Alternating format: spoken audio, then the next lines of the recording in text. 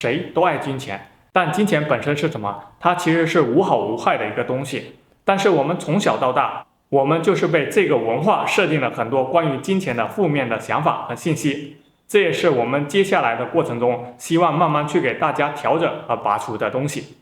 嗨，大家好，我是建平，欢迎来到有钱人和你想的不一样。今天是我们第2节课，在上节课我们讲到的财富蓝图。财富蓝图就是我们对于金钱所拟定的计划或者所采取的态度。我们的内在世界是如何创造我们的外在世界的呢？首先想法产生感觉，感觉产生行动，行动产生结果。那么请问我们的想法从哪里来呢？其实想法都是被人设定而来的。我们要改变自己的金钱观，首先就要去修正我们内心里面的金钱档案。今天我们就来好好聊一聊我们内心所存储的金钱档案。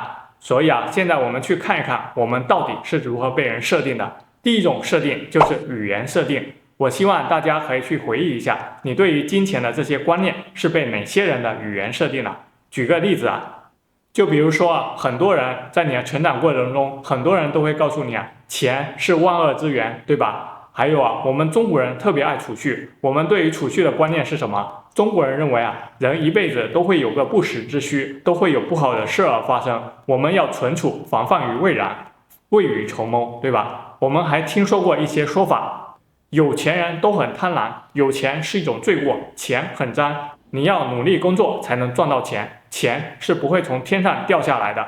你看土豪都很土，他们有钱就不可能有文化，对吧？还有什么？还有金钱买不到快乐，是不是？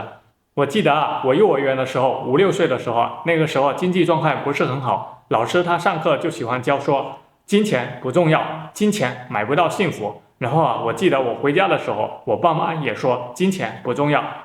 然后我在脑海中就一直有个小小的疑问，那就是老师可能他自己都没有拥有过很多钱，所以老师这是在胡说吗？再想想看，其实老师他并不知道金钱到底能不能买到幸福，他可能就是为了教我们小朋友的时候就说一些冠冕堂皇的话。当然也有一些人会说，现在贫富差距越来越大，这个社会富者越富，贫者越贫。包括我们今天中国人都喜欢讲阶级固化，认真去想一想这些其实都是媒体给你塑造的制约。我们今天说中国人的制约太可怕了。我们语言这种东西它带给我们的东西是什么？那就是我们对于金钱的感觉和想法其实是非常复杂的。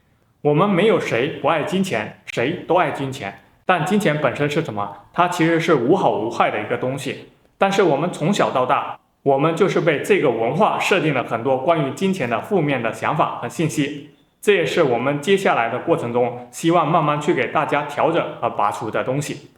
好，这里他讲了一个例子，他说有一个人叫史蒂芬，他这个人非常有钱，9年来他每年的收入都超过80万美元，是一个非常有钱的人。但是他总觉得钱不够花，不知道为什么，他就是有办法花钱、借钱，或者因为投资不当而惨赔。总之他来上课的时候，他的净资产几乎为零。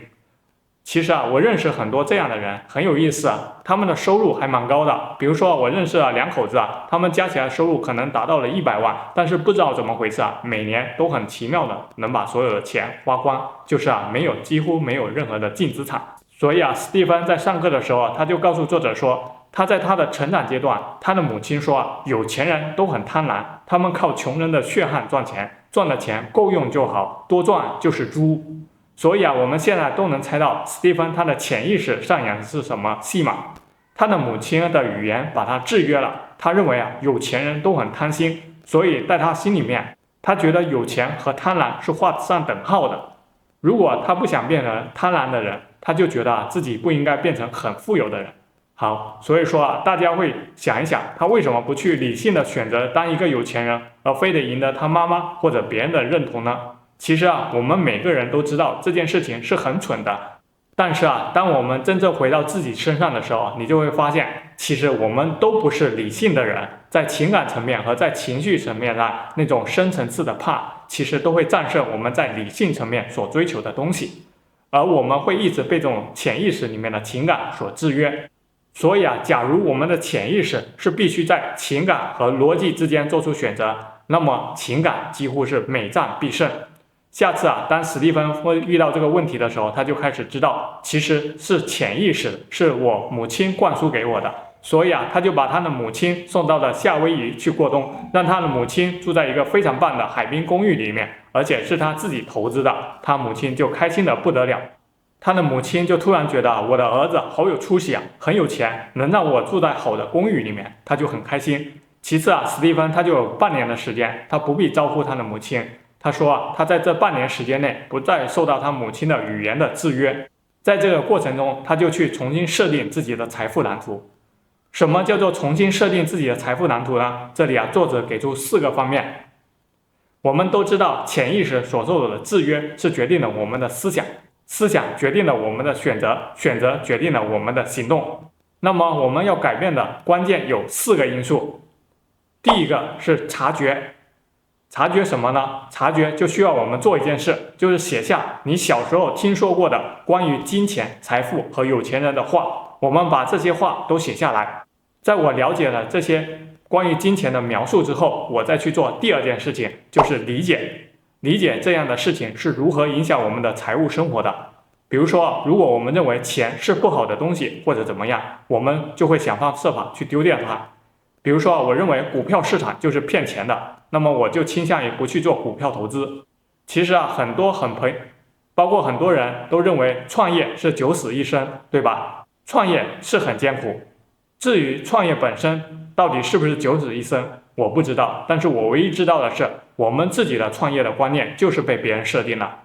所以写下来你的设定是什么，然后第2个就是去理解这样的设定带来什么样的影响。还有一个特别重要的设定，那就是我们大部分都觉得钱要非常辛苦才能赚来，对吧？我也不知道这个观点是从哪里来的。那么我们想想，我们自己的这个观点对我们的生活到底产生什么样的影响？第3个就学会和这些想法划清界限，就说这些想法其实都不是我们自己的，它不代表我们所学到的东西，它只是说以前影响到我，现在我完全有能力去改变它。所以真的明白这不是我的想法，这些想法它塑造了我的过去，然后从今天开始我要成为一个更好的未来，那么我就要从今天开始去创造和为自己编写全新的想法。好，然后进入第4个，我们可以提出一个宣言，去打破自己原来的想法。现在我们把手放在心上，然后说下面几句话。我所听到的关于金钱的想法不见得是真实的，我要选择新的思考方式，让它帮助我得到快乐和成功。好，我再来说一次我们一起把手放在心上，重新去体会一下宣言的力量。我所听到的关于金钱的想法不见得是真实的，我要选择新的思考方式，让它帮助我得到快乐和成功。好，这是第1种影响，就是改写我们所听到的语言所带来的影响。那么今天我们就到这里，再次感谢大家。最后我想重申一下，我自己是特别相信的一个原理，那就是你的收入将与你个人成长成正比。你的内心越强大，你的外在世界所反映出来的就是你的收入会越多。如果你想重新审定自己的内心的每一个限制性思维，你需要外力的帮助，你可以找到我，我是你的财富教练建平，希望我可以帮助你探索你自己，活出你的潜力。好，谢谢大家，我们下一期再见。